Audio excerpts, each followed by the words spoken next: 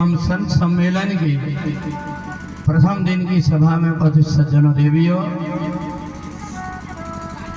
हम सभी बड़े भाग्यशाली हैं कि काल भैरव महाराज के चरणों में बैठ कर के हमें यज्ञ करने का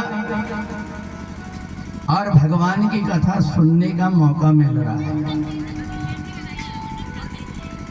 कलयुग में अगर अपने मन को पवित्र करने का कोई साधन है वो है परमात्मा की भक्ति, और जब तक कि मन निर्मल नहीं होता परमात्मा की कृपा नहीं होती। निर्मल मन जन सो मोहि पावा और मोहे कपट छल छेदन भावा।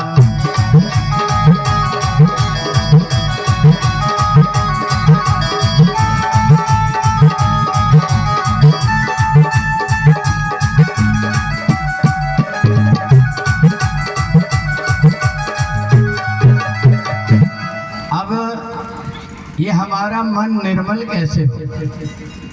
मन को निर्मल करने के लिए अगर तुम सोचो कि एक लाइफ बाय अंदर घोल करके पी जाओ तो मन पवित्र हो जाएगा ऐसा?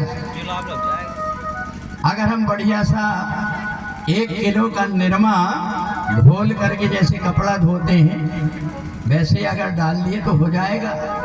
नहीं हो पाएगा। और जब तक कि मन निर्मल नहीं होता तब तक कि परमात्मा की कृपा भी नहीं होती। एक गांव में एक कुआं था, उसमें पानी पीने का और कोई साधन नहीं था। उस कुआं में लड़ते लड़ते कहीं से आकर के 2 कुत्ता गिर गए, और जब कुत्ता गिरे गांव वाले बड़े परेशान हो गए। पंडित जी के पास में गए, कहे पंडित जी हमारे गांव में तो बड़ी अनहोनी घटना घट गई। बोले क्या हो गया? बोले तो कुत्ता लड़ते लड़ते कुआं में गिर गया जी। बोले और पानी पीने का कोई साधन नहीं। पंडित जी ने कहा देखो भैया, पानी कभी भी हो साफ करने का एक ही उपाय है कि उसको पूरा उलझ करके खाली कर दो, गंगा जल डाल दो, नर्मदा जल डाल दो, भगवान शंकर को ऊपर चढ़ा दो और पीना शुरू कर दो। अब गांव के बिल्कुल सीधे सरल लोग हैं, जैसे अभी आप सुन रहे थे निधि से, संत जी ने कहा कि नहीं, भगवान को स्नान करके भोजन कराना है। अब पंडित जी ने जैसा जितना कहा था, गांव के लोगों ने 1-2 मोटर लगा करके और वो पूरा पानी खाली कर दिया। किसी ने गंगा जल डाल दिया, किसी ने नर्मदा जी का जल डाल दिया, 1 लोटा जल ले जाकर शंकर जी पर चढ़ा दिया। अब गांव के जो पटेल थे उन्होंने कहा एक काम करो, सबसे पहले पंडित जी को पानी पिलाओ। जब पंडित जी के पास में पानी लेकर के गए तो पंडित जी ने जैसे मुंह में लगाया, अरे राम राम, बड़ी गंदी आ रही है, ये बदबू क्यों आ रही है? बोले पता नहीं गुरुजी। बोले जैसा आपने कहे तो वैसा हमने कर तो दिए, पूरा पानी खाली कर दिए, गंगा जल डाल दिए, नर्मदा जल, गंगा सागर का भी जल डाल दिए, शंकर जी पर भी चढ़ा दिए। पंडित जी ने कहा बताओ ये कुत्ता निकाले कि नहीं? नहीं जी के कुत्ता नहीं निकाले हमने। है तुम्हारी जय हो जरूरी। जब तक अंदर की हमारी गंदगी नहीं निकलती तब तक भगवान की कृपा होती नहीं। तो इसलिए ये गंदगी को दूर करने के लिए ही हम लोग सत्संग करते हैं। यत् फलम नास्ति तपसा न योगेन समाधिना तत्फलम लभते सम्यक कलौ केशव कीर्तना। का भगवान की भक्ति करने से ये मन पवित्र हो जाता है। तो देखो जैसे हम लोग यहाँ बैठे हुए हैं ना, पता है कौन सा महीना है? कौन सा महीना है? माघ का महीना। माघ के महीने में इलाहाबाद में 1 महीने का कल्पवास होता है। जितने भी संत मुनि महात्मा हैं इलाहाबाद में अपनी कुटिया बना करके वहीं रहते हैं और सत्संग करते हैं। जैसे आप लोग बैठे हैं ऐसे ही एक बार याज्ञवल्क्य जी के यहाँ पर एक बड़े तपस्वी महात्मा जिनका नाम था भरद्वाज जी पहुंच गए। कहा गुरुदेव हम गंगा जी में स्नान करते हैं, त्रिवेणी में स्नान करते हैं, इससे तो हमारा शरीर पवित्र होता है, पर ये बताओ कि हमारा ये मन पवित्र कैसे होगा। क्या एक काम करो, अपने यहाँ पर 2 गंगा है। एक गंगा है जो भगवान के चरणों से निकली है और एक गंगा है जो भगवान भोलेनाथ के मुख से निकली है। बोले कौन सी गंगा? बोले एक भागीरथ गंगा जो भागीरथ ने तपस्या करके हिमालय से बहाया, और दूसरी एक और गंगा है। कौन सी? ये जो आप सुन रहे हैं ये कथा रूपी गंगा। तो ये कथा रूपी गंगा भगवान शंकर के मुंह से निकली कैसे? तो देखना, एक बार माता पार्वती ने मन में विचार किया कि मेरे भोले बाबा रात दिन भगवान का नाम जपते हैं। कहा भोले बाबा आप जिन राम जी का नाम जपते हैं, मैं उन राम जी के विषय में कथा सुनना चाहती हूँ। अब तो भगवान शंकर बड़े प्रसन्न हो गए। देवी पूछे रघुपति कथा प्रसंगा,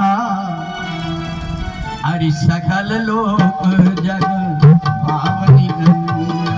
सकल लोक जग पावनी गंगा, सकल लोक जग पावनी गंगा, सकल लोक जग पावनी गंगा। पूछे रघुपति कथा प्रसंगा, पूछे रघुपति कथा प्रसंगा, सकल लोक जग पावनी गंगा, सकल लोक जग पावनी गंगा, सकल लोक जग पावनी गंगा, सकल लोक जग पावनी गंगा।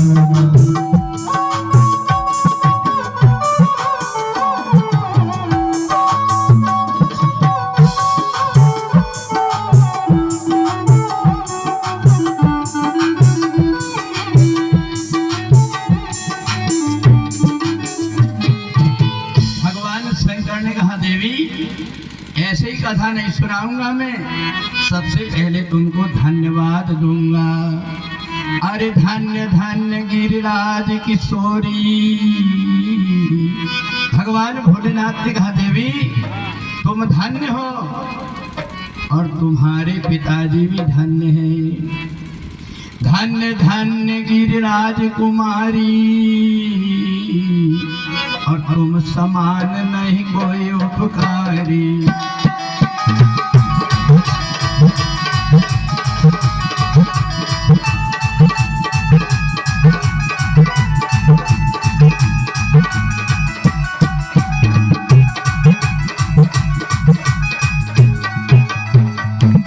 कहा देवी तुम भी धन्य हो और तुम्हारे पिताजी भी धन्य हैं। अच्छा देखो, दूसरी कोई बेटी होती तो शंकर जी से ये पूछती, अभी अभी हमारी शादी होकर के आई है, इसलिए ये बताओ कि बढ़िया सा मकान कब बनाओ। या ये पूछती कि तुम्हारा बैंक बैलेंस कितना है। पार्वती ने ये नहीं पूछा, पार्वती ने पूछा कि जिससे मेरा भी और संसार का कल्याण हो, ऐसी आप कथा सुनाइए। भगवान भोलेनाथ की आंख बंद हो गई। ये बंदाऊ बाल रूप सोई राम,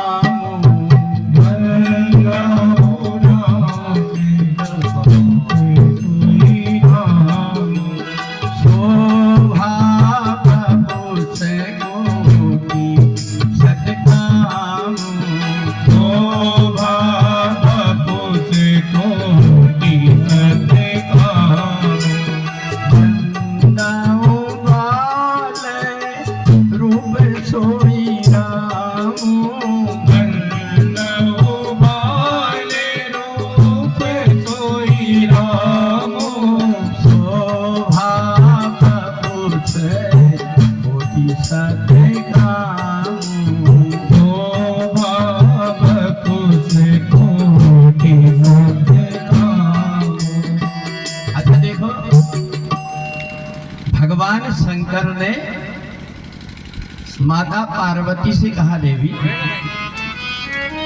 ये जो तुम कथा सुन रही हो ये तुम्हारे इस जन्म का नहीं है, बल्कि पिछले जन्म में भी तुमने पुण्य कर्म किया।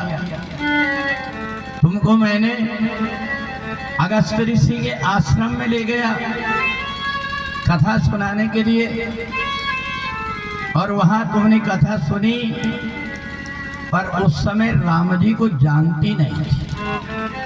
अब बिन जाने न होए प्रतीति, अब बिन प्रतीत होए नहीं प्रीति। बोले उस समय तुमने थोड़ा सा इको डाला, उस समय तुमने भगवान राम को जाना नहीं था, इसलिए तुम्हारे मन में प्रेम नहीं था और श्रद्धा नहीं थी। ये श्रद्धा संबल रहित नहीं संतन कर साथ, तिनका है मानस अगम अति जिनहि न प्रिय रघुनाथ। बोले जिनके मन के अंदर श्रद्धा नहीं होती, उनको भगवान मिल भी जाए तो भगवान को पहचान नहीं पाते। भगवान शंकर ने कहा कि मैं तुम्हें लेकर के अगस्त ऋषि के यहाँ से जा रहा था, मैंने प्रणाम किया तो तुम भी प्रणाम कर लेती, पर उस समय तुम होशियार बाप की बेटी थी, दक्ष की, इसलिए मेरा कहना नहीं मानी तुमने।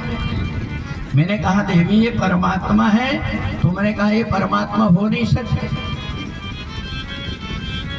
और तुम्हारे मन के अंदर की शंका दूर करने के लिए तुम जब परीक्षा लेने के लिए गई और भगवान राम के जब प्रभाव को देखा तो घबरा गई थी। याद करो, मैंने तुमसे पूछा था कि देवी तुमने परीक्षा ली, तुमने साफ झूठ बोल दी थी। ये कछु न परीक्षा ली ने गोसाई, अकीन प्रणाम तुम्हारे नाई।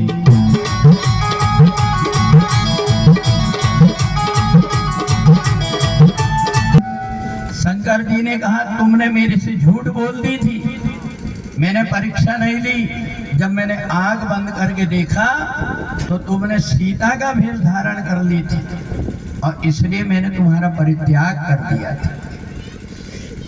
तुमने देखा अब मेरे को भगवान शंकर के बिना जीवित नहीं रहना है, इसलिए यज्ञ कुंड में तुमने अपने शरीर को त्यागा और हिमाचल की बेटी बन करके आई, तब जाकर के भगवान की कथा सुनने में मन लगा। पार्वती ने कहा भोले बाबा आप तो दयालु हैं, पिछली मेरी बात को आप भूल जाइए, अभी मेरे मन के अंदर श्रद्धा है। बंदऊ पद धर धरन सिरे, विनय करऊं कर जोर। मैं आपके चरणों में सिर रख करके और आपसे पूछ रही हूँ कि मेरे को भगवान राम की कथा सुनाइए। भगवान शंकर ने कहा देवी तुम राम जी का कौन सा चरित्र सुनना चाहती हो? कहा भोले बाबा मेरे को ये बताइए कि भगवान मनुष्य का शरीर धारण करके क्यों आए? वो तो देवता है, मनुष्य बन करके क्यों आए? तो भगवान शंकर ने कहा देवी कि जब जब होए धर्म की हानि, जब जब होए धर्म की हानि, बाढ़हि असुर अधम अभिमानी, बाढ़हि असुर अधम अभिमानी, तब तब प्रभु धर विविध शरीरा, तब तब प्रभु धर विविध शरीरा, हराई कृपा निधि सज्जन कीरा, हराई कृपा निधि सज्जन कीरा। शंकर ने कहा देवी जब जब मनुष्य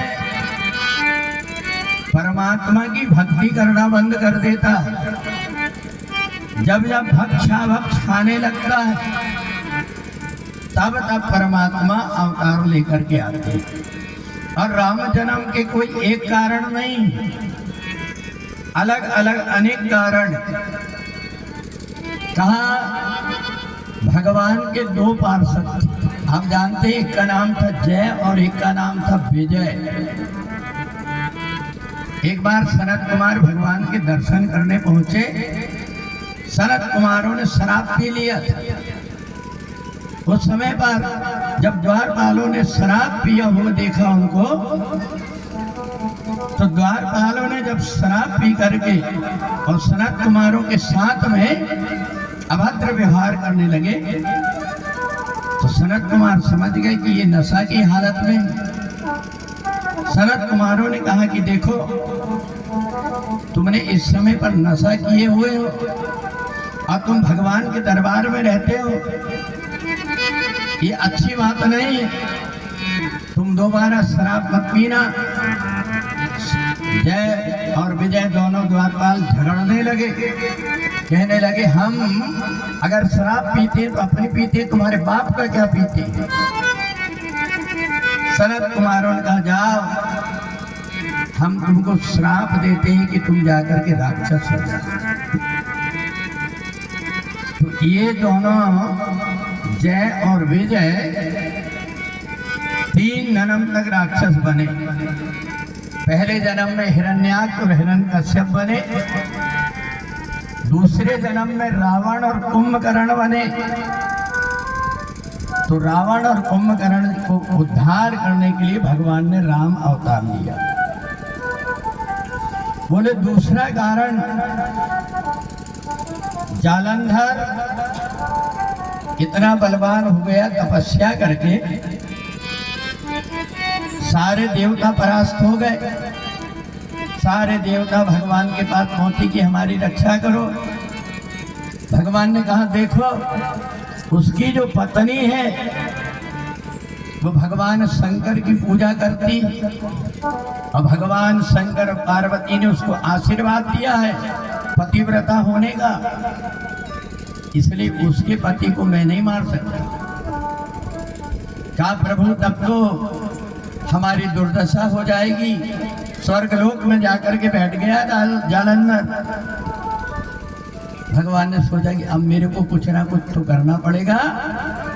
भगवान ने जालंधर का भेष बना लिया, और जालंधर का भेष बना करके इधर जालंधर युद्ध करने गया था देवताओं से, और वो घर में जाकर के पलंग पर लेट गए। पत्नी ने देखी कि मेरे पति तो युद्ध करने गए थे, ये आ कैसे गए। अब उनसे पूछे कैसे, तो बढ़िया भोजन बना करके तैयार की, धीरे धीरे पैर दाबने लगी। और जैसे पैर दाबी है तो जो जालंधर युद्ध करने के लिए गया था उसने अपनी पत्नी के हाथ की तुलसी की माला पहना था।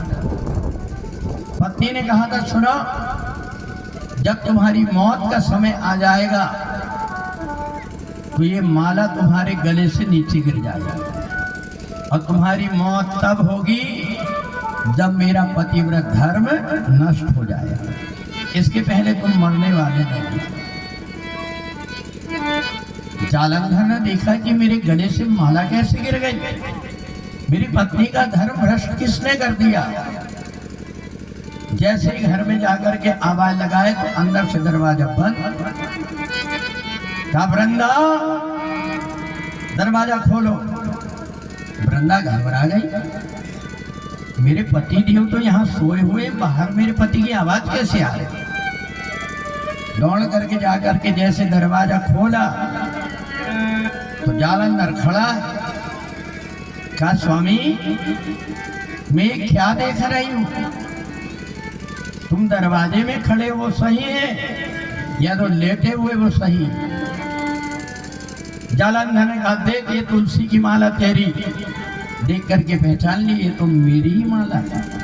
फिर ये कौन है। जैसे चादर उघाड़ करके देखे तो भगवान विष्णु। वृंदा ने श्राप दे दिया, तुमने मेरा पतिव्रत धर्म नष्ट किया है, इसलिए जाओ मैं तुमको श्राप देती हूँ, तुम्हारी पत्नी के साथ में भी छल होगा जैसे मेरे साथ होगा। ये जन्म का दूसरा कारण। और तीसरा बोले नारद श्राप दीन है एक बारा, और एक जन्म ते ही लगी अवतारा।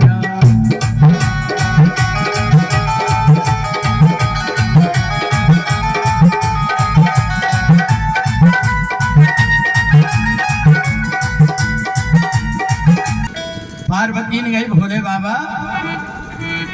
आप होश में हो कि भांग की नशा में। बोले क्यों। बोले नारद विष्णु भगत पुण्य ज्ञानी, नारद जी तो उनके भगत हैं, वो तो श्राप कैसे दे देंगे। भगवान शंकर हंसने लगे, देवी भी हंसी कहे कामारी तब ज्ञानी मूढ़ न को।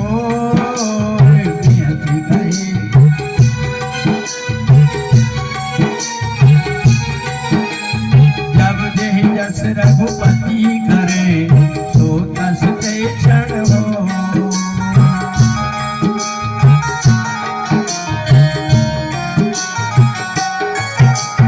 जय जय सीताराम जय जय राधेश्याम, जय जय सीताराम जय जय राधेश्याम। शंकर ने कहा ये पार्वती मनुष्य को याद रखना चाहिए कि ज्यादा उड़ना नहीं चाहिए। नारद जी सब जगह कहते थे मेरे से बढ़ करके कोई नहीं है, मैं बाल ब्रह्मचारी हूँ। कोई भी महिला को देख कर कहते दूर दूर हटो, मैं ब्रह्मचारी हूँ। भगवान ने देखा कि इनके मन के अंदर बड़ा अभिमान हो गया। अच्छा देखो, अगर परमात्मा कुछ चीज देता है तो पचाने की शक्ति भी होना चाहिए। नारद जी को अभिमान हो गया। एक बार भगवान शंकर जहां तपस्या कर रहे थे वहीं नारद जी पहुंच गए, और वहां जब जाकर के बैठे तो इनका अकस्मात ध्यान लग गया, श्राप भी पास में नहीं आ पाया। अब इनकी तपस्या को देख करके कामदेव घबरा गया। कामदेव ने जाकर के इंद्र से कहा महाराज वैसे ही ब्रह्म ऋषि बाल ब्रह्मचारी हैं और वो तपस्या कर रहे हैं, मेरे को ऐसा लगता है कि वो इंद्र बनने वाले हैं। इंद्र घबरा गया।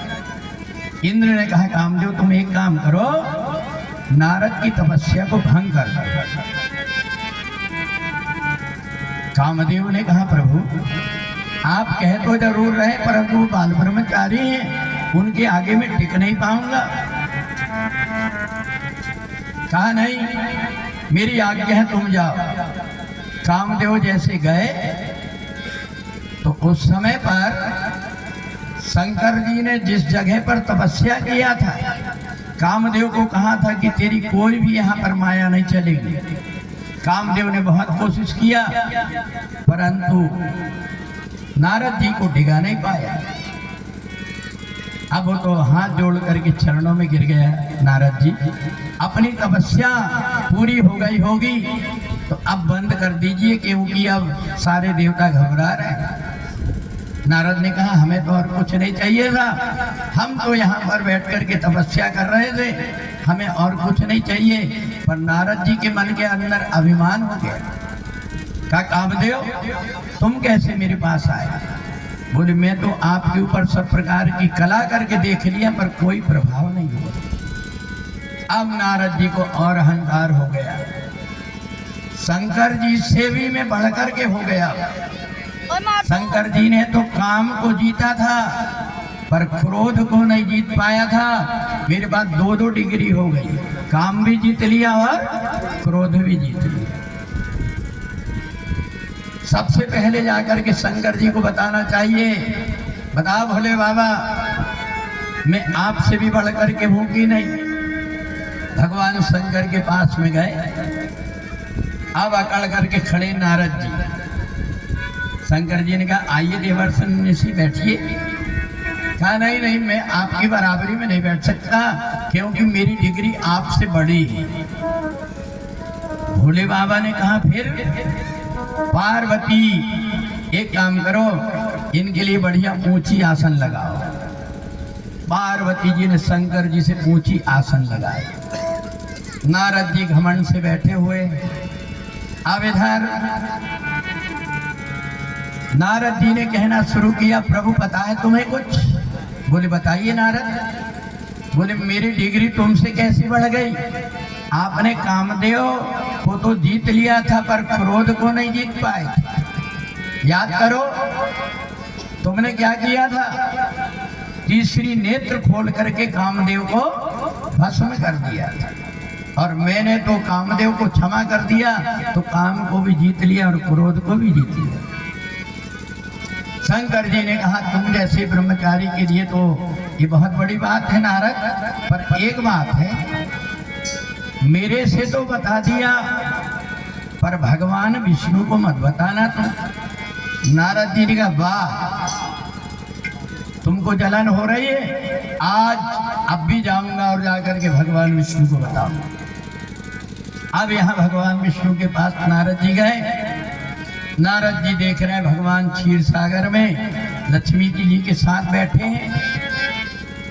अब नारद जी ने कहा बताओ मैं 2-2 डिग्री लेकर के आया और मेरा ये स्वागत तक नहीं कर रहे, फूल माला तक नहीं। भगवान विष्णु ने कहा लक्ष्मी जी से एक काम करो ये सब गणों को ले जाओ द्वारपालों को और नारद जी को जरा माला पहना करके ढोल बाजा से लेकर के आओ। अब नारद जी बढ़िया ढोल बाजा से चले आ रहे हैं। विष्णु जी ने कहा बैठिए नारद। नारद जी मुंह बनाने लगे, भगवान समझ गए। भगवान उठ गए अपनी आसन से, कहा आइए देवर्षि आइए बैठिए। भगवान ने अपनी आसन में बिठा ली, खुद नीचे बैठे। नारद ने कहा देखे ये मेरी तपस्या का प्रभाव, भगवान नीचे बैठे हैं और मैं ऊपर। भगवान ने सोचा कि देखो ये मेरे भक्त हैं, बालक कितना भी गलती करता है पर बाप को बड़ी सावधानी रखना पड़ता है। भगवान ने सोचा कि अच्छा है थोड़ा अभी ज्यादा बड़ा नहीं हुआ, अभी ही चीरा लगा देना चाहिए।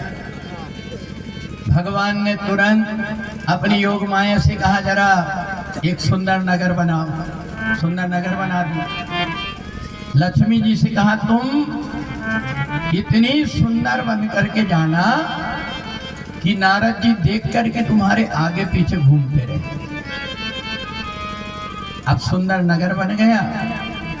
लक्ष्मी जी वहां विश्व मोहिनी के रूप में जाकर के बैठे। नारद जी ने कहा प्रभु हम चले। भगवान और हाथ जोड़ करके खड़े हो गए। आते रहना नारद जी, आपके आने से हमारा ये बैकुंठ पवित्र हो गए। नारद जी ने कहा जब कभी हमको समय मिलेगा तो आ जाएंगे आपके यहाँ। अब यहाँ जब नारद जी चले देखे तो वहां बड़े सुंदर सुंदर महल बने, तालाब में बहुत सारी अप्सराएं स्नान कर रही। अब देखो तो ब्रह्मचारी आदमी तालाब के पास खड़े होकर के उन अप्सराओं को क्यों देखना? उनको देख करके नारद जी देखने लगे कि मेरी बराबरी की कौन है इसमें। भगवान ने कहा अभी तो अप्सराओं को देखे हो तुमने, अभी जब लक्ष्मी जी को देखोगे तो पागल हो जाओगे। जैसे अंदर गए तो वहां सब ने कहा आइए आइए महात्मा जी आइए। उन्हें सोचे महात्मा जी बेटी को आशीर्वाद देने आए होंगे। अब उनको क्या पता है कि ये खुद कुंवारे हैं और शादी के लिए ही आसपास घूम रहे हैं। वहां जैसे नारद जी पहुंचे तो शील निधि राजा ने कहा मेरी बेटी का स्वयंवर हो रहा है। नारद जी का कौन बेटी? जैसे लाके दिखाए तो नारद जी उठ करके खड़े हो गए, एक टक लगा करके देखते रहे। शील निधि राजा ने कहा महाराज आप मेरी बेटी का हाथ देखिए। हाथ देखने की कह रहे हैं, हाथ तो नहीं देख पाए पर लक्ष्मी जी का चेहरा ही चेहरा देख रहा है। नारद जी ने कहा यार इसको तो देख करके और ऐसा लग रहा है जो यह पर है अमर सोई होई। बोले जो इसके साथ में विवाह कर लेगा वो तो अमर हो जाएगा। एक काम करता हूं, अब मेरा आ गया बुढ़ापा, भगवान विष्णु से कहूंगा कि मेरे को 16 साल के सुंदर राजकुमार बना दो और नहीं तो खुद का रूप मेरे को दे दो। अब नारद ने लगाए दौड़। सब लोग कहेंगे ये बाबा जी दौड़ क्यों रहे हैं? अब किसी को ये नहीं पता कि इनको शादी का भूत सवार हो गया। अभी बड़े ब्रह्मचारी बन रहे थे, मैं बाल ब्रह्मचारी हूँ और अब दौड़ने लगे कि मेरी शादी हो जाए। संध्या समय हुआ, माला उठा करके अलग कर दिए। बस एक ही बात उनके मन में लग रही है कि जब तब कछु न हो ते ही काला और हे विधि मिले कवन विधि वाला। और शंकर जी के मंदिर में गए, हे बोले बाबा आज तो ऐसी कृपा कर दो कि वो कन्या से मेरा विवाह हो जाए। जहाँ भी जा रहे हैं वहीं हाथ जोड़ रहे हैं। भगवान विष्णु के पास पहुंचे। भगवान विष्णु ने कहा नारद थोड़ी सांस ले लो, इतने परेशानी क्यों हो रहे? बोले प्रभु देर ना हो जाए, बहुत से राजा महाराजा आए, मेरी शादी करना मेरे को। नारद तुम तो बाल ब्रह्मचारी, तुम शादी करोगे और इतनी उम्र में? कहा नहीं नहीं नहीं प्रभु बात करने का समय नहीं है, मैं जोड़ा से आकर के फिर बात करूंगा। भगवान विष्णु ने कहा कि ये बताओ कि मेरे लिए आज्ञा क्या है?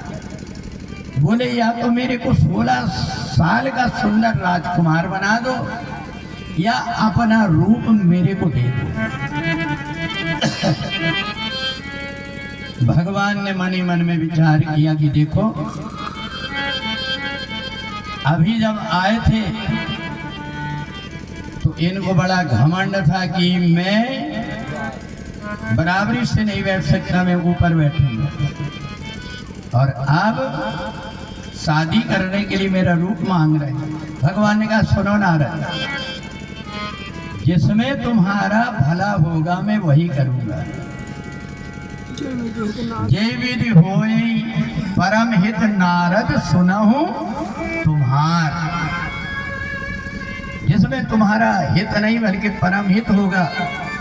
देखो परमात्मा से हम कहते हैं हमारी भला कर दो, उसको सारे संसार की चिंता है। जिसमें हमारा भला रहता परमात्मा वो ही करता है। अब नारद जी से कहा कि मैं जिसमें तुम्हारा हित होगा वही करूंगा। अब तो नारद जी ऐसे भागे साहब मोटरसाइकिल भी कम हो गई। ऐसी दौड़ लगाए, कहीं गिर रहे हैं कहीं उठ रहे हैं, दौड़ते दौड़ते चले कि कहीं कन्या किसी को माला न डाल। शंकर जी से गणों ने पूछा ये बताइए नारद जी ये जो है बोले एक्सीलेटर दे करके दौड़ क्या हो रहा है? बोले ऐसा ही होता है जब शादी का भूत सवार होता तो आदमी ऐसे घोड़ा जैसे दौड़ता है। शंकर जी ने अपने गणों से कहा कि जाओ, मजा देखना है कि तुमको? बोले हाँ। बोले तुम भेष बदल करके जाओ, नारद जी जहाँ बैठेंगे उनके बगल में बैठ जाओ। अब जब दौड़ करके पहुंचे नारद जी, तो नारद जी को ऐसा लगे कि मेरे से सुंदर कोई नहीं है। जा करके बैठे तो दोनों शिव जी के गण बैठ गए बगल में। अब उधर से कन्या जब माला लेकर के आई तो नारद जी ने देखा कि मेरे को देखेगी कि नहीं देखेगी, 3-4 कुर्सी रख करके उसके ऊपर बैठ गए। कन्या आई, उन्हें देखी जी करिया बंदर कहाँ से आ गया। भगवान ने ऐसा करिया करूटा बंदर बना के भेजा था नारद को, बिल्कुल काला कलूटा बंदर। और नारद जी को ऐसा लग रहा था कि मैं सुंदर हूं, और जबकि थे वो करिया मुंह के बंदर। आसपास गण बैठे थे, सब देख रहे कितने सुंदर राजकुमार बैठे यार। और नारद जी को और पूछे बता, हाँ मेरे सुंदर कोई नहीं, पर ये कन्या इधर क्यों नहीं आ रही, उधर क्यों जा रही? खड़े हो गए नारद जी। कन्या जब दूसरी तरफ चली तो दौड़ करके पीछे से और कन्या के सामने कुर्सी रख करके खड़े हुए। कन्या ने देखी जी बंदर उछल कूद क्यों मचा रहा है। कन्या दूसरी तरफ घूम गई। नारद जी ने देखा कि कहीं ऐसा तो नहीं कि ये चश्मा वाली लड़की होगी, इसको मैं दिख नहीं रहा हूं। जैसी कन्या दूसरी तरफ चली तो नारद जी दौड़ करके जा करके और उसके जो हाथ में माला थी उसमें मुंडी डालने लगे। कन्या ने देखी ये बंदर तो बिल्कुल मुंडी डाले दे रहा है। उन्होंने घूम करके पीछे भगवान विष्णु बैठे थे, उनके गले में माला डाली। उनके गले में जैसे माला डाली तो नारद जी का इतना समोह हो गया। नारद जी नीचे सिर करके बैठे, जो दोनों गण बैठे थे उन्होंने कहा क्यों भैया, आते समय तुमने ऐना में मुंह देखे थे कि नहीं? बोले क्यों, मुंह क्यों नहीं देखे? बोले नहीं नहीं, हम पूछ रहे हैं कि तुम मुंह देख करके आए कि नहीं। नारद जी ने कहा सचमुच में बात, आते समय मैंने मुंह तो देखा नहीं। का ये पानी हमारे कमंडल भरा, इसमें देखना जरा। जो देखा नारद जी ने करिया बंदर। अब तो बड़ा क्रोध आया नारद जी। दहियों श्राप की मरियों जाई, जगत मोर उपहास कराई। अब तो या तो श्राप दे दूंगा भगवान को, उन्हें उनके सामने कुआं में कूद के मर जाऊंगा। नारद जी जैसे चले, भगवान वही कन्या जो विश्व मोहिनी को लेकर के आ रहे थे। नारद जी तो गुस्सा में चले जा रहे थे, भगवान विष्णु मिल गए रास्ता में। अरे नारद नारद कहाँ जा रहे हैं? बात मत करना मेरे से। बोले तुम बहुत छलिया निकले, भले भवन अब बायन दीहा, पावा हुए फल आपन कीना, परम स्वतंत्र न सिर पर कोई, करे वही मन भावे जोई। बोले मैं समझ गया, तुमने समुद्र मंथन में देवताओं को अमृत और दैत्यों को विष पिलाया था। तुमने मेरे को बंदर बनाया, इसलिए मैं तुमको श्राप देता हूँ। तुम आज मैं पत्नी के लिए जैसे तड़प रहा हूँ, तुम भी तड़पोगे, और हम जैसे बंदर के हाथ पैर जोड़ोगे तब तुम्हारी पत्नी मिलेगी। भगवान ने कहा और कुछ? और क्या कहना? बोले हम जी चले। नारद जी जाने लगे, भगवान ने अपनी माया को खींच लिया। नारद जी ने कहा हो, मैंने भगवान को श्राप क्यों दे दिया? तुरंत लौट करके आए, भगवान के चरणों में गिर गए। भगवान ने कहा शादी करा दे तुम्हारी इनसे। बहुत कायल हुए प्रभु, मेरे को अभिमान हो गया था, मैं समझ नहीं पाया। इसलिए देखो, संसार में व्यक्ति को अभिमान नहीं करना चाहिए। तो ये भगवान के जन्म का तीसरा कारण। चौथा कारण जो है कि प्रताप भानु राजा ने सारे संसार को वश में करने के लिए सब ब्राह्मणों को, संतों को बुला करके उनको मांस खिलाना शुरू किया। आकाशवाणी हुई, भोजन मत करना, इसमें मांस मिला हुआ है। सबने श्राप दे दिया, जाओ हम श्राप देते हैं, तुम पूरे पुर के समेत राक्षस हो जाओ।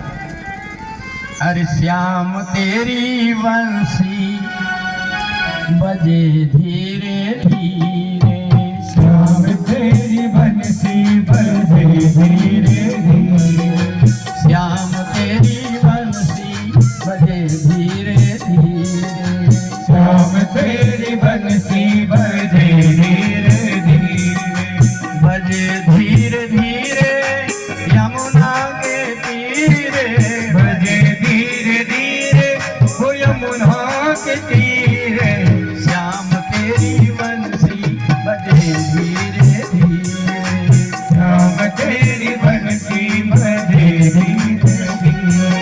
अच्छा देखो, ये जो है एक महात्मा जी कह रहे थे कि ये महिलाएं चूल्हे के पास में बैठ कर के बोले ऐसे ऐसे ताली क्यों बजाती है, माने रोटी बनाती, उसको वो कह रहे थे ताली क्यों बजाती।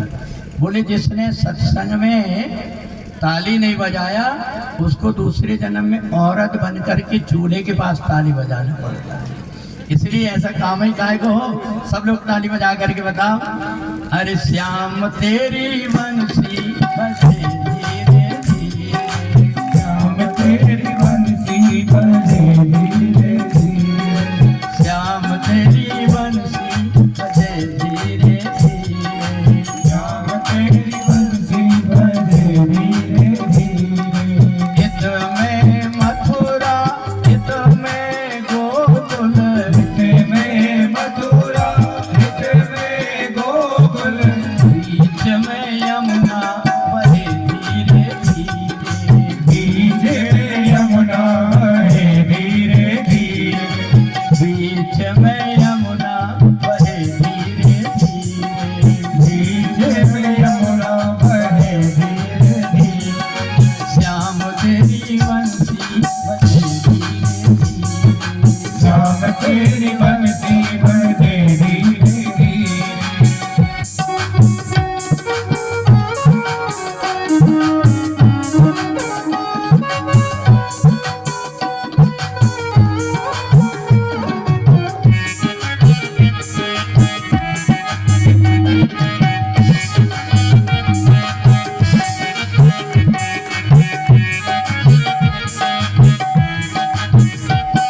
अब देखिए ना, भगवान शंकर पार्वती से कहते हैं राम जी के जन्म लेने का आखिरी कारण पांचवा कौन सा।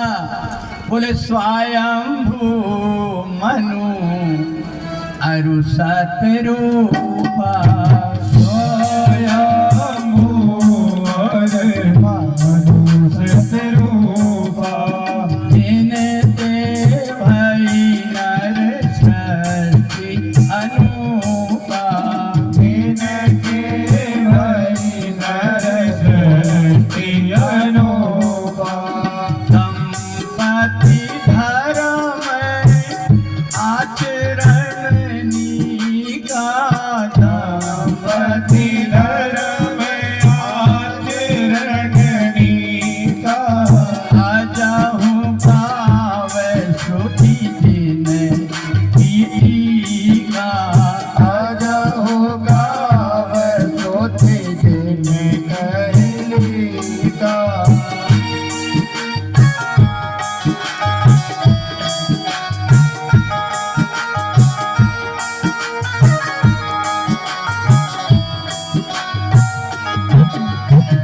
देखो, हम सब मनु की संतान है, इसलिए अपने को मनुष्य कहते हैं। अपन सब जिन मनु से उत्पन्न हुए हैं, एक बार भगवान की पूजा करने के लिए मनु गए और उनकी आंख से आंसुओं की धार बहना शुरू हो गई। पत्नी घबरा गई, पत्नी दौड़ करके गई और हाथ जोड़ करके खड़े हो गई, स्वामी मेरे से कोई गलती हो गई, बेटों से कोई गलती हो गई, आप इतने दुखी क्यों? अच्छा देखना, आदमी रोता कब है? जब बेटा बेटी कहना नहीं मानते। मनु को ऐसा नहीं है, एक से बढ़ करके एक उनके बेटा है, उत्तानपाद और प्रियव्रत जैसे। आदमी रोता तब है जबकि पैसा पास में नहीं होता और कोई खर्चा आ जाता है तब रोता है, या शरीर में कोई रोग लग जाता है तब रोता है आदमी।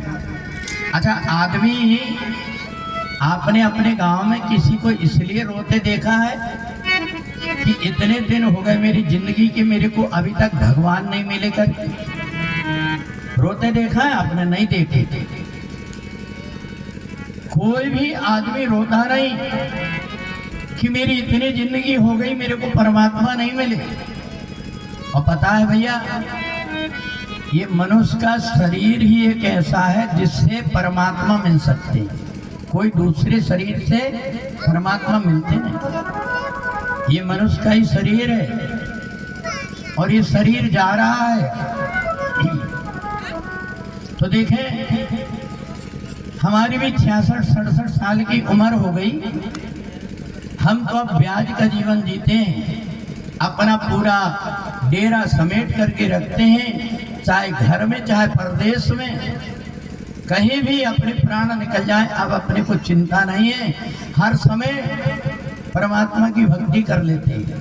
पर ऐसा एक आध बार लग रहा था कि बहुत से यहाँ पर अपन वक्ता लोग बुला लेते हैं और हम केवल बैठ करके देखते रहते हैं। हमारे मन के अंदर एक आध बात आई कि हमने जीवन में कुछ साधना किया है, तपस्या किया है, इसके बदले जीवन जीने की कला अपने गांव वालों को अपन बता दें कि हमें कैसे चलना चाहिए, तो हमारा लोक और परलोक दोनों सुधर जाता है। तो देखें, प्रवचन तो हर कोई कर लेता है साहब अपन, और कोई बात नहीं, वो कैसेट लगा दो, मोबाइल लगा दो, वही प्रवचन बोलने लगता है। पर जिसने जीवन में साधना किया है, अपने आप का जिसने जीवन में अनुभव किया है, वो जब कथा आपको सुनाता है तो बादल जैसे कथा सुनाता है। बादल क्या होता है? जैसे समुद्र का जो जल है, ऐसी राम जी की चाहे भागवत की पुराणों की कथा है। आदमी पढ़ लेता है, पढ़ करके रट करके सुना तो देता है, पर वो कोई काम की इसलिए नहीं रहती कि समुद्र का जो पानी है, आपको प्यास लगी रहेगी तो पी लोगे, तुम पियोगे? नहीं पी सकते। पर उसी पानी को जब बादल भाप बना करके उड़ा लेता है और फिर जब ऊपर से गिराता है, उस पानी में नमक लगता है क्या? नमक नहीं लगता। और यही होता है साधु संतों के द्वारा, जिन्होंने अपने जीवन में तपस्या किया है, साधना किया है, और वो जब आपको जीवन जीने की कला बताते हैं, वो आपके हृदय के अंदर जाकर के बैठ जाता है। सारा सरल रूप में आप ऐसा समझ लो, हाथ से पत्थर फेंक करके किसी को मारो तो उसकी चोट अलग लगती है, और वही छोटा सा पत्थर गोफन में मारो तो गोफना में कितनी जोर से लगेगा, और उसी छोटे से छर्रा को बंदूक में रख करके मार दिए तो कितनी जोर से लगता है। यही अंतर होता है कथा कहने का। मेरे को तो कथा कहने से ज्यादा आनंद सुनने में भी आता है। मैं सुन करके आनंदित होते रहता हूं। पर मैं बता दूं, जीवन में जिसने परमात्मा की भक्ति को अपने जीवन में उतारा है, उसकी बात ही कुछ और होती। आप गांव-गांव में राम कथा, भागवत कथा सुनेंगे, आपको देख करके लगेगा कि व्यक्ति कथा इसलिए करता है कि 2 पैसे मेरे को मिल जाए, और इसी कथा के माध्यम से कल भगवान का जन्म है, दही डालने के लिए पैसे ले आना।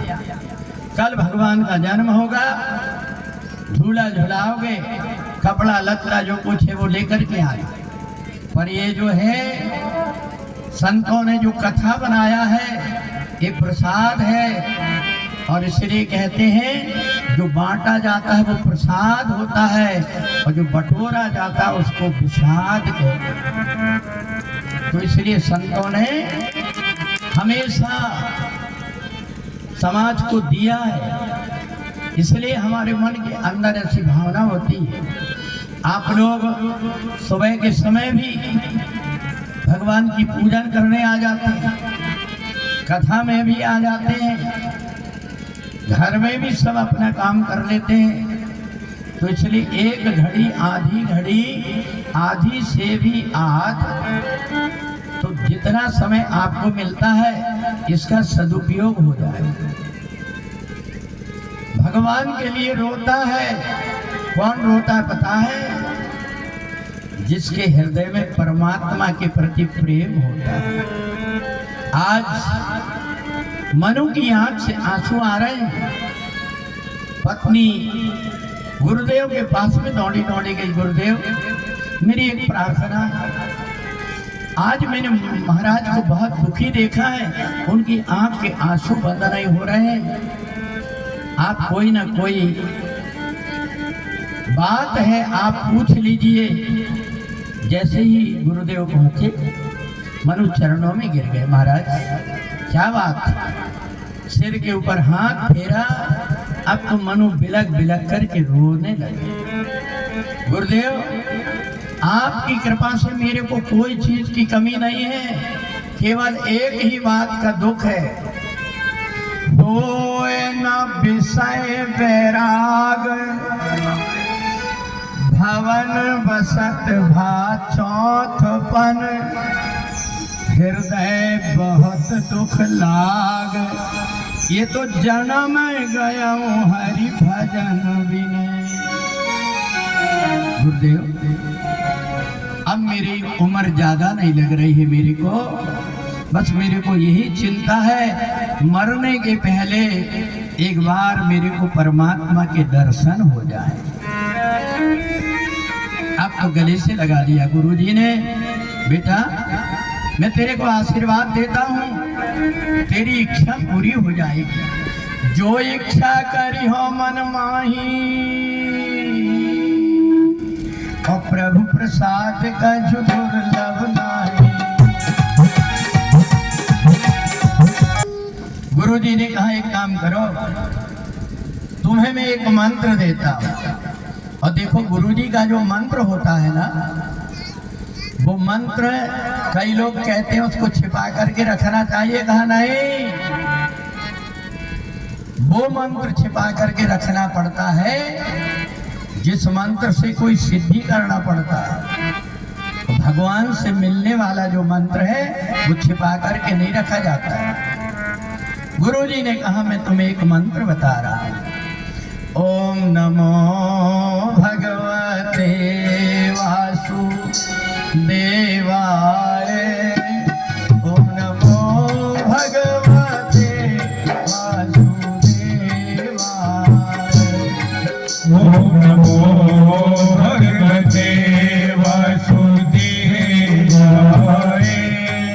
ओम नमो भगवते वासुदेवाय। सभी लोग ताली बजा करके बोले भगवते वासुदेवाय, ओम नमो भगवते वासुदेवाय, ओम नमो भगवते वासुदेवाय, ओम नमो भगवते वासुदेवाय, ओम नमो भगवते वासुदेवाय, ओम नमो भगवते वासुदेवाय, ओम नमो भगवते वासुदेवाय,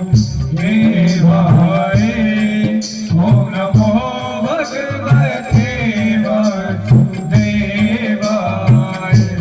ओम नमो भगवते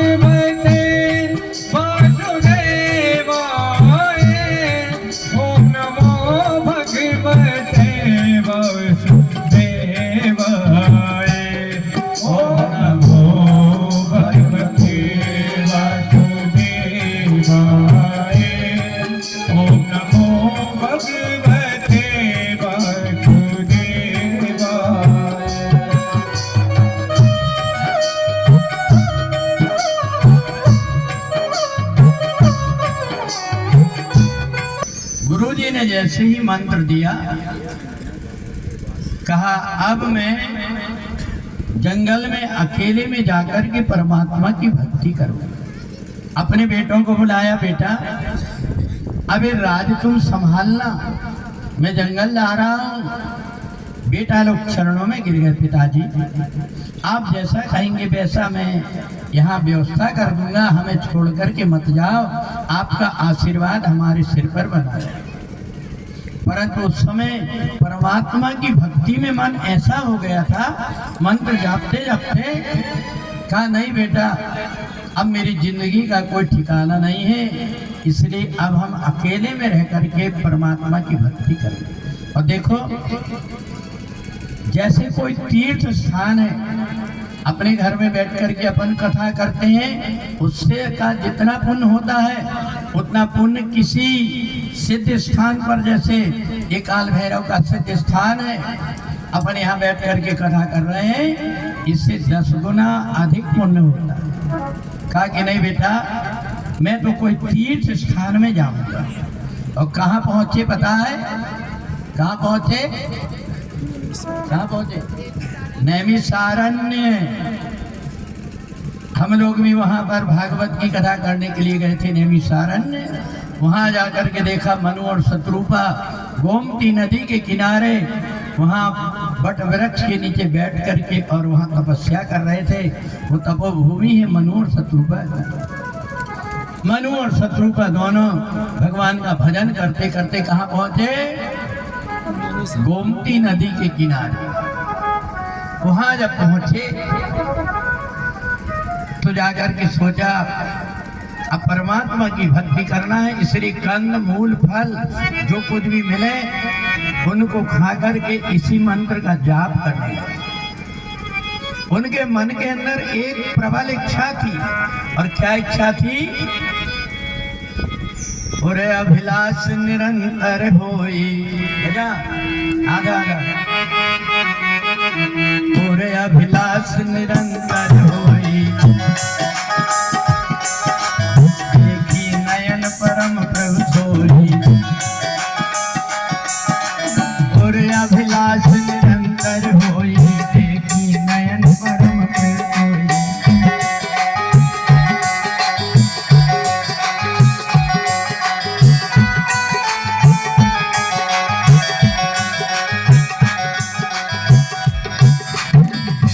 मन के अंदर ये इच्छा थी कि हमें एक बार भगवान के दर्शन हो जाए।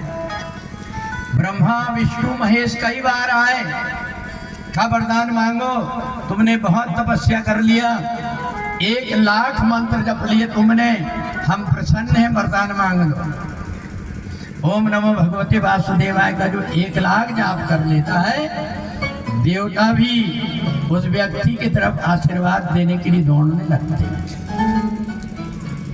पति और पत्नी दोनों ने कहा कि हमें कुछ नहीं मांगना है, हमको इनसे नहीं मांगना है। किससे मांगना है? बोले जेहि के अंग से उपजे नाना, और शिव बिरंच विष्णु भगवान।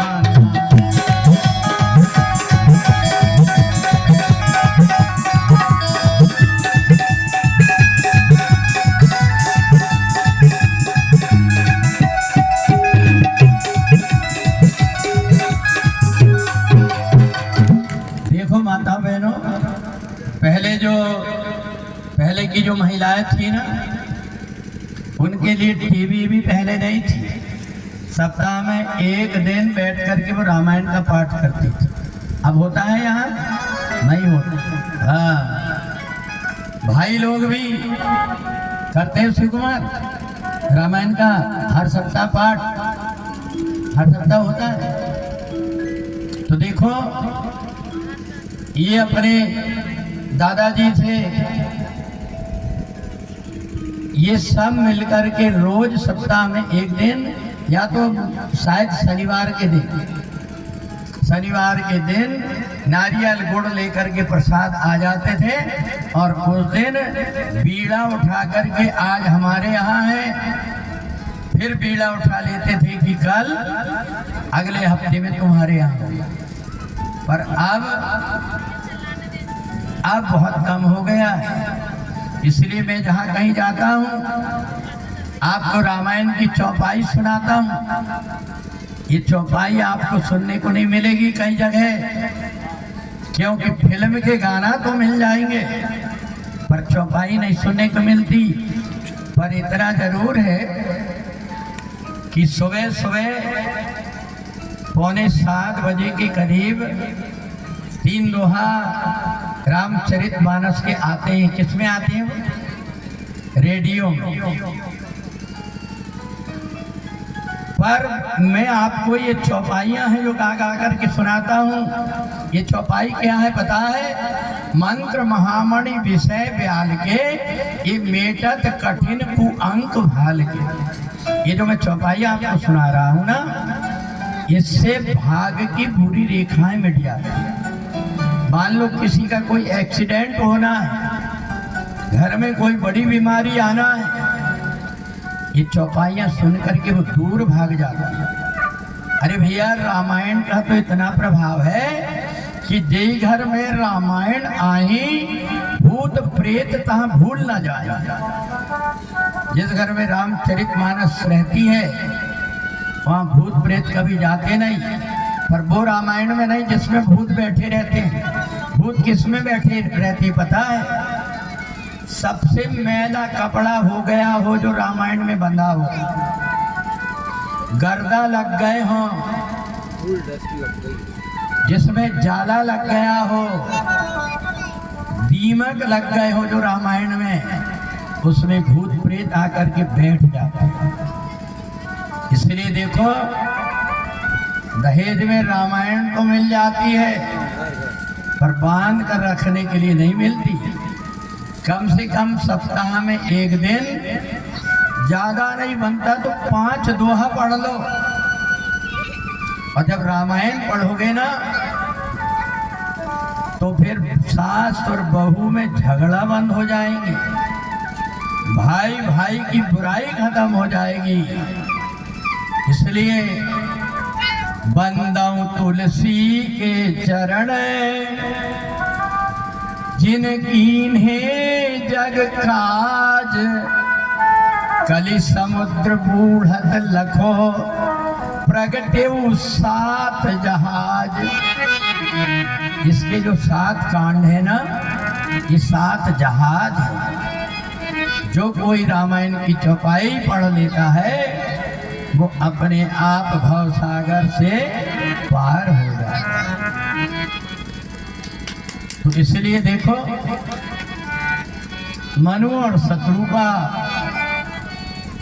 नैमिषारण्य में गोमती नदी के किनारे तपस्या कर रहे। ब्रह्मा विष्णु महेश आए, उन्होंने कहा जिनने तुमको पैदा किया है हम उनके दर्शन करना चाहते हैं। इतने में आकाशवाणी हुई, मनु तुम वरदान मांगो। मनु ने कहा प्रभु कोई दिखाई नहीं दे रहा, हम वरदान किससे मांगे? कहा मेरा कोई आकार नहीं है, तुम बताओ तुम कैसा देखना चाहते हो। मनु ने कहा प्रभु हम जो देखना चाहते हैं बताएं। बोले बताओ। बोले भगवान शंकर के हृदय में जिस रूप से आप रहते हैं, कालभूषुंड जी जिनकी लीला का दर्शन करते हैं, वही परमात्मा को हम देखना चाहते हैं। अरे नील सरोरो नील मणि, नील नीरधर श्याम, नील सरोरो नील मणि, नील नीरधर श्याम, लाजै तन शोभा निरखी, कोटि कोटि सत्कार, लाजै तन शोभा निरखी, कोटि कोटि सत्कार। जय जय सीताराम, जय जय सीताराम, जय जय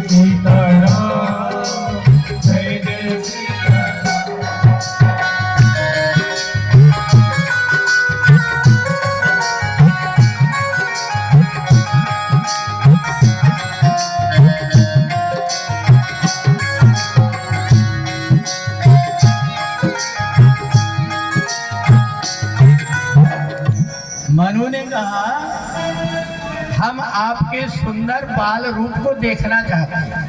आप जब बालक बने, अच्छा ये बताओ कन्हैया की मूर्ति इतनी सुंदर है तो भगवान जब साक्षात आए होंगे तो कितने सुंदर रहे होंगे। अच्छा एक बात बताओ, अयोध्या में जो राम जी अभी विराजमान है वो कितने सुंदर होंगे। 22 तारीख को जब हम वहां पर गए, जा करके देखे हमने तो बड़े बड़े संत महात्माओं की आंख से आंखों की धार बंद नहीं हो रही, इतने सुंदर राम जी। तो जब मनु और शत्रुघ्न के सामने भगवान प्रकट हुए होंगे तो उनको कैसा लगा। देखना ये मनु और शत्रुघ्न तो भगवान को देख करके नाचने लगे। तेरी बाकी अदा ने ये सामने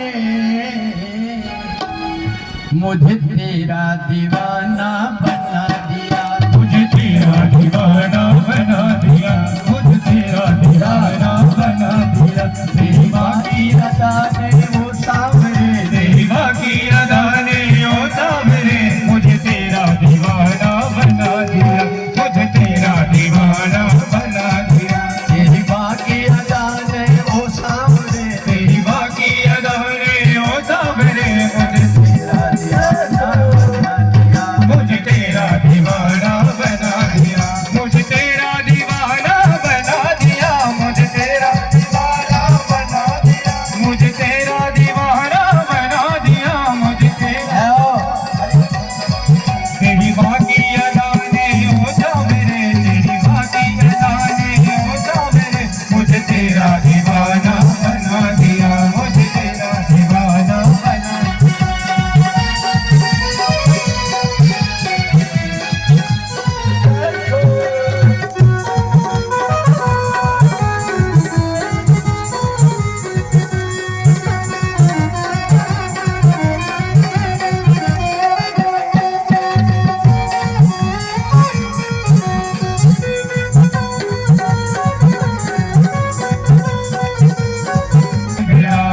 बादल सी वो काली काली बादल सी वो काली काली, तेरी टेढ़ी सी चितवनिया ने मुझे तेरा दीवाना बना दिया। तेरी तेरी चितवनिया ने मुझे तेरा दीवाना बना दिया, मुझे तेरा दीवाना बना दिया, मुझे तेरा दीवाना बना दिया, मुझे तेरा दीवाना बना दिया, मुझे तेरा दीवाना बना दिया। तेरी बाकी अदा ने ओ सावरे मुझे तेरा दीवाना बना दिया, मुझे तेरा दीवाना बना दिया।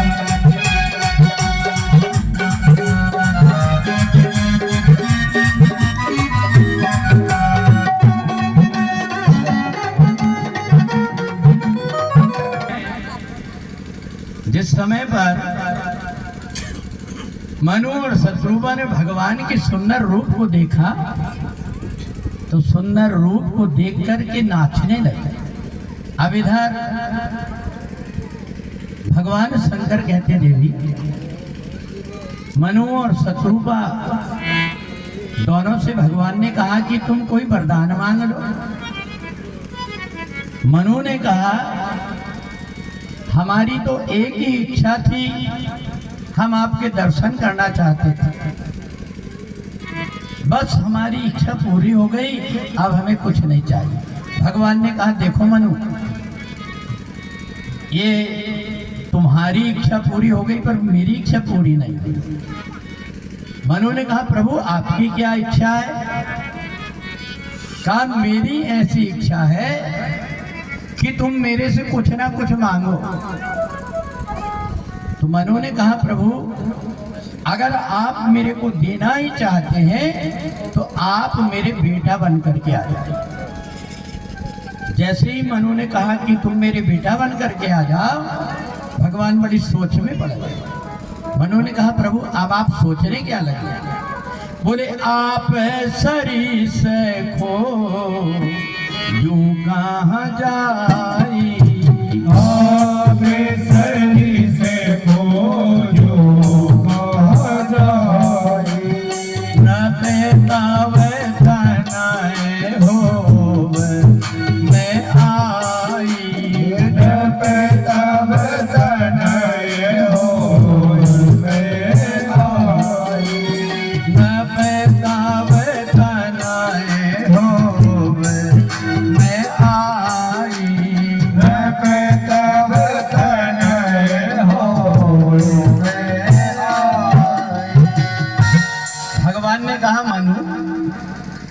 मैं जैसे कहाँ ढूंढने जाऊं, इसलिए मैं चिंता में पड़ गया।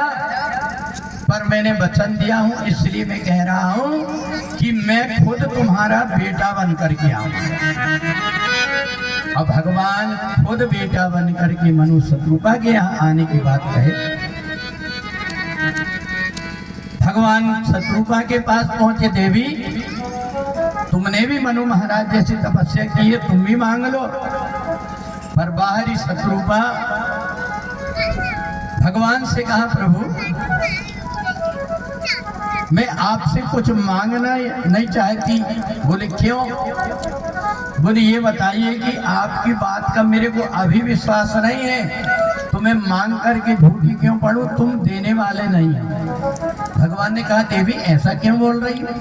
बोले एक बात बताओ, अभी आपने कहा कि मैं तुम्हारा बेटा बन करके आऊंगा, तो जब तुम मेरे बेटा बन करके आओगे तो मेरे को तुम माँ कहोगे कि देवी कहोगे? अभी तुम बोल रहे कि देवी मांग रुचि जो वर तोरे, मेरे को देवी बोल रहे हैं, इसलिए मेरे को तुम्हारे ऊपर विश्वास नहीं है। भगवान ने हाथ जोड़ करके कहा, माता मेरे बोलने में गलती हो गई, इसलिए अब मैं तुम्हें आशीर्वाद देता हूँ कि सोई सुख सोई गति सोई भगति सोई निज चरण सने सोई विवेक सोई रहनी प्रभु हम ही कृपा कर दे। भगवान ने कहा कि माँ तू विवेक अलौकिक तोरे, माँ तू विवेक अलौकिक तोरे, गावाहू न मिटाई अनुग्रह मोरे, गावाहू न मिटाई अनुग्रह मोरे। भगवान ने उसी जन्म में शत्रुपा को माँ कह दिया था। बोले अब तुम्हें कभी भी मोह नहीं होगा, ऐसा भगवान ने वरदान दे दिया। थोड़े दिन तुम स्वर्गलोक में रहना और राजा दशरथ और कौशल्या बन करके तुम और अयोध्या में अवतार लोगे और मैं तुम्हारा बेटा बनूंगा। अच्छा देखो, इधर जालंधर को ने जब रावण बना तो अत्याचार करने लगा। नारद जी ने भगवान शंकर के गणों को श्राप दिया, वो भी अत्याचार करने लगे। इधर नारद जी ने कहा था तुम्हारी पत्नी का हरण होगा, इसलिए भगवान मनुष्य का रूप धारण करके मनु के यहाँ। अब पूरी पृथ्वी में रावण ने अत्याचार करना शुरू कर दिया। क्या करने लगा कि जहां जहां पर गाय मिलती, साधु ब्राह्मण मिलते, इनको खाना शुरू कर दिया। ये पृथ्वी माता घबरा गई। माता पृथ्वी गाय का रूप धारण करके भगवान के पास में गई और रोते हुए प्रार्थना करने लगी, जय जय सुर नायक जन सुखदायक प्रणत भार भद्रता गोद्विज हितकारी जय असुरारी हिंदू सुता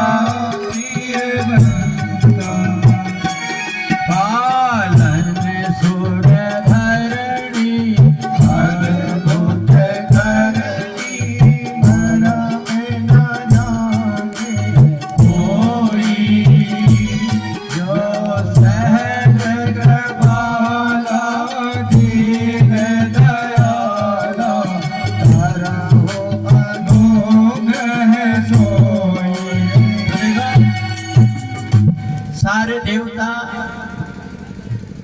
भगवान से प्रार्थना करने लगे कि अब हमारे दुख को दूर करो। आकाशवाणी हुई, देवताओं तुम चिंता मत करो, मैं अयोध्या में अवतार लेकर के आ रहा हूं। अब इधर राजा दशरथ के यहाँ तीन रानियां हो गई, परंतु एक की भी कोई संतान नहीं। महाराज वशिष्ठ जी बड़ी चिंता में पड़ गए कि मेरे यजमान को इतनी बड़ी विपत्ति क्यों आई। एक नारी की गोद सुनी हो जाए बात अलग है, तीन रानियां हैं और बेटा किसी के भी नहीं। आंख बंद करके जो देखा समझ गए। अरे राजा दशरथ को तो एक पाप लगा हुआ है।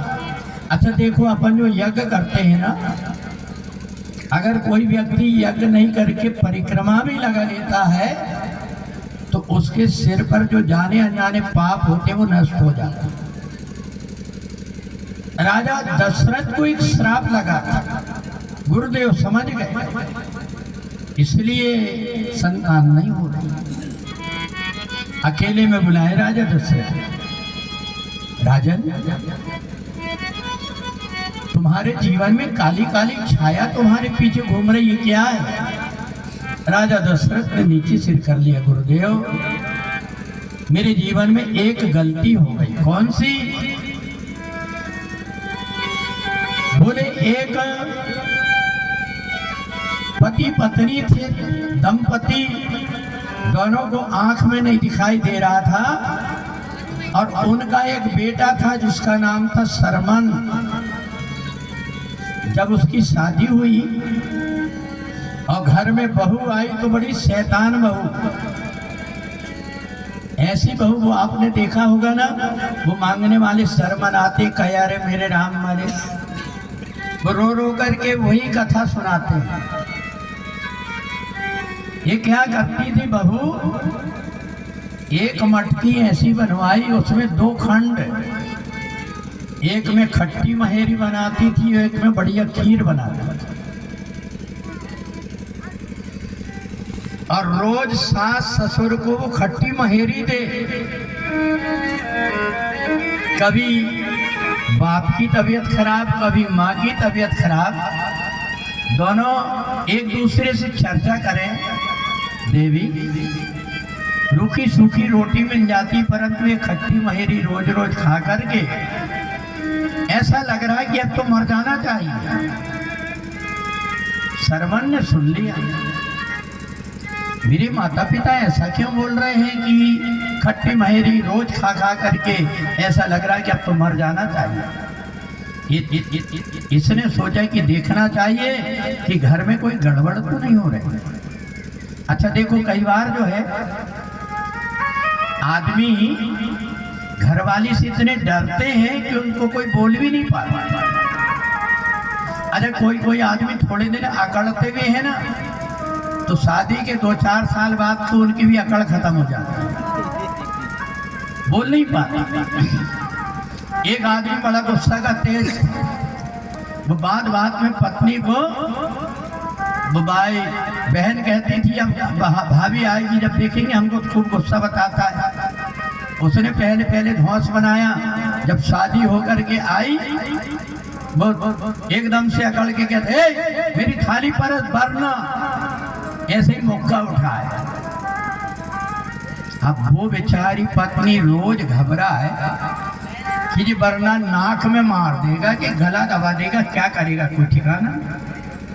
अब रह करके बस उसको ऐसे धमका है कि बिल्कुल डटे पड़े मारने के लिए। एक दिन उसको जाना था छिंदवाड़ा, उन्हें कहा सुन मेरे को छिंदवाड़ा जाना है, 7 बजे मेरे को पानी गर्म कर देना, वरना। जल्दी उठी बेचारी, वो आग ही लगा रही थी, पर आग जले चला, इतनी गीली हो गई लकड़ी। अब वो आया, बोले 7 बज गए, तूने पानी गर्म करी कि नहीं? अब वो जल्दी से गई, आग जला रही है, बोले पानी दे वरना। उनने कही कि वरना कई दिन से सुन रही हूँ। बोले अगर मैंने पानी गर्म नहीं की तो क्या कर लेगा? बोले फिर ठंडे पानी से नहा लेगा। पूरा गुस्सा ही ठंडा हो गया और ठंडे पानी से नहा के चला गया। तो कुछ लोग जो है गर्मी थोड़ी सी दिखाते हैं पर उतर जाता है। इधर जब सरमन ने देखा, अब देखना चाहिए मेरे माता पिता के साथ में कोई गलती तो नहीं हो रही।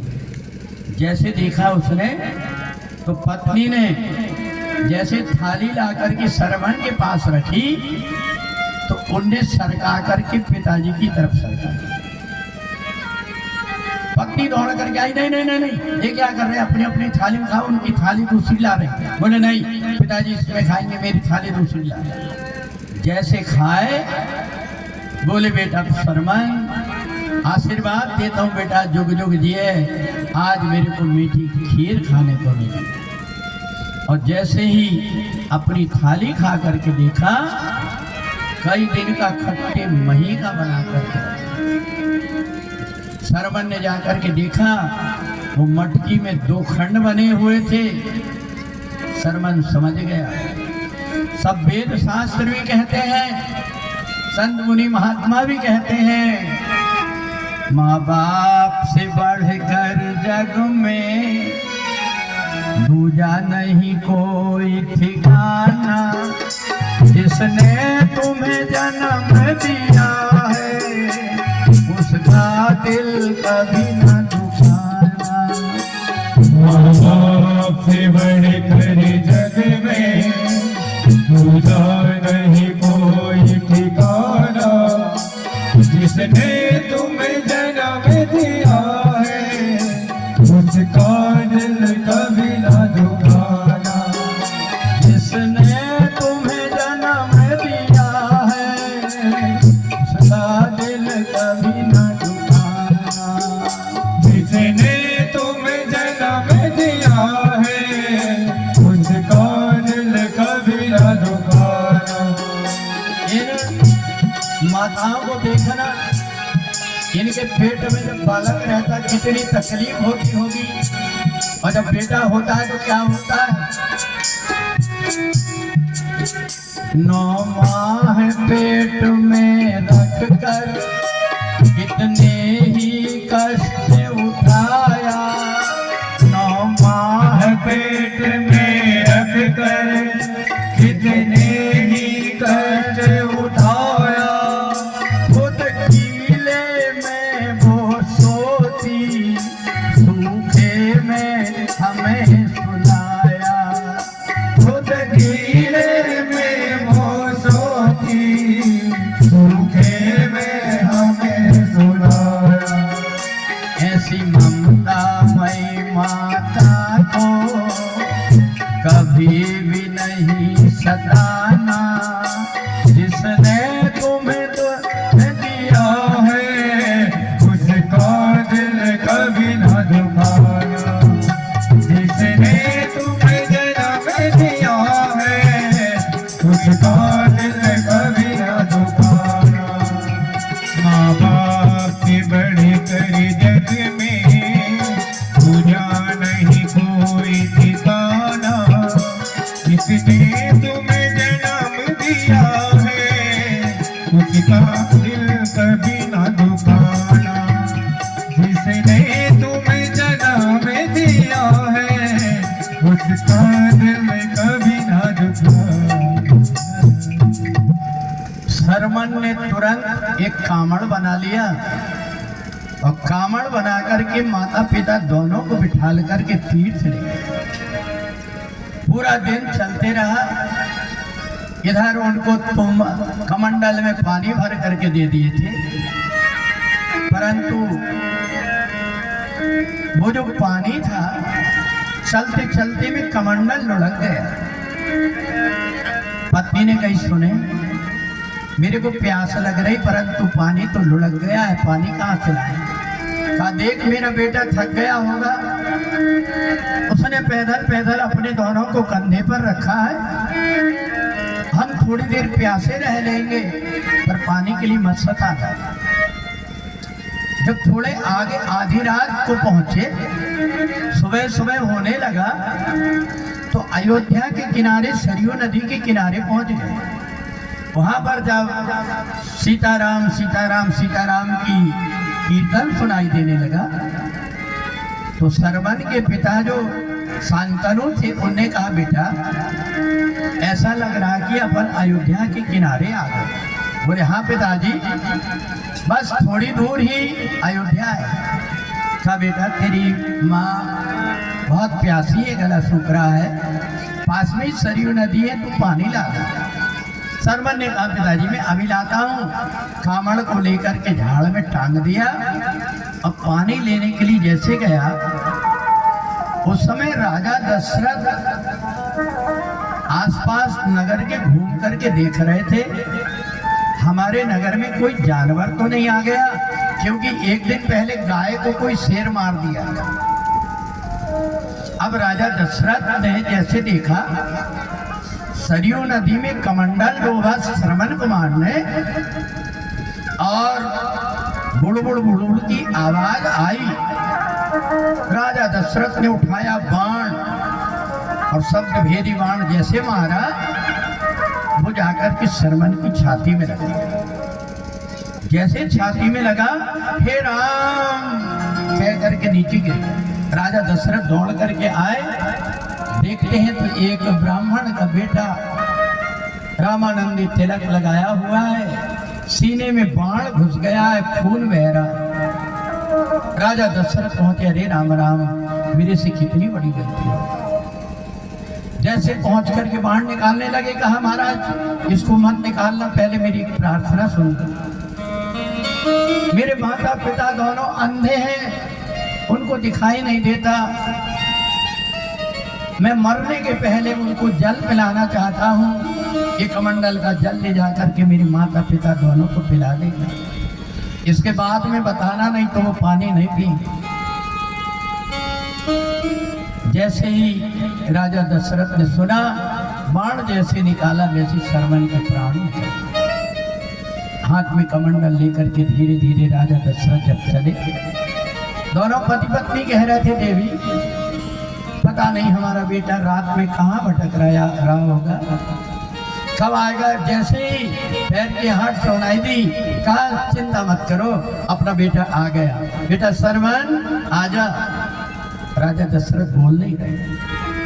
जैसे ही पास में आए, कमंडल लेकर के जैसे ही शांतनु को देने लगे, तो हाथ सामने किया तो राजा दशरथ का कड़ा हाथ में लग गया। शांतनु ने हाथ पीछे खींच लिया। कौन हो तुम? राजा दशरथ ने कहा महाराज पहले आप पानी पी लीजिए, इसके बाद मैं सारी घटना बता दूंगा। शांतनु खड़े हो गए, कांपने लगे, लगा कि कोई ना कोई बात। कहा नहीं पहले बताओ हमारा बेटा कहाँ है। कहा महाराज उसने कहा है कि मेरे माता पिता को पानी पिला देना, इसलिए तुम पानी पी लो। कहा कि नहीं, हम पानी तो अपने बेटा के ही हाथ का पिएंगे, पहले बताओ हमारा बेटा कहाँ है। राजा दशरथ ने कहा मुझे भागे के हाथ से श्रवण कुमार मारा गया, ये जल लेकर के आया। ये सुन करके भाग्यवती जो थी उसने तो तुरंत प्राण त्याग दिए। इधर शांतनु ने हाथ में जल लिया। हे राजा दशरथ, जैसे हम पुत्र के लिए तड़प तड़प करके मर रहे हैं, तू भी तड़प तड़प करके मरेगा, तू भी तड़प तड़प करके मरेगा, तू भी तड़प तड़प करके मरेगा। और नीचे गिर करके प्राण त्याग। राजा दशरथ ने कहा गुरुदेव मेरे से ये गलती हो गई। कहा तब तो तुम्हें यज्ञ करना पड़ेगा। राजा दशरथ ने तुरंत यज्ञ की रक्षा किया और श्रृंगी ऋषि वशिष्ठ बुलावा। श्रृंगी ऋषि वशिष्ठ बुलावा, पुत्र काम शोभया के करावा।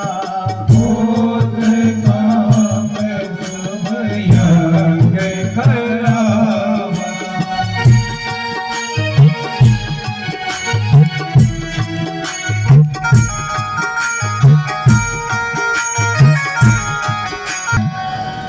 जैसे ही यज्ञ प्रारंभ हुआ, हरि ओम यज्ञेन यज्ञवाय देवानि धर्माणि प्रथमान्या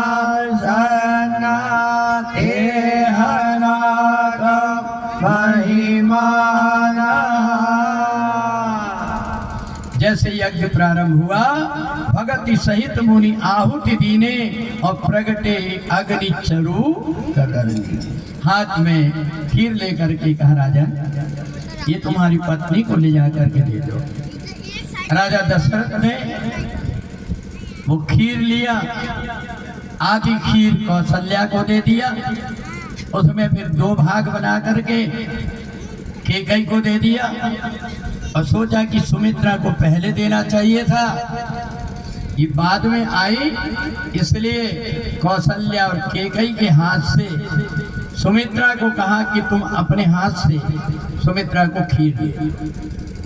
सुमित्रा को खीर दिए। ये तीनों की तीनों रानियां गर्भवती हो गई।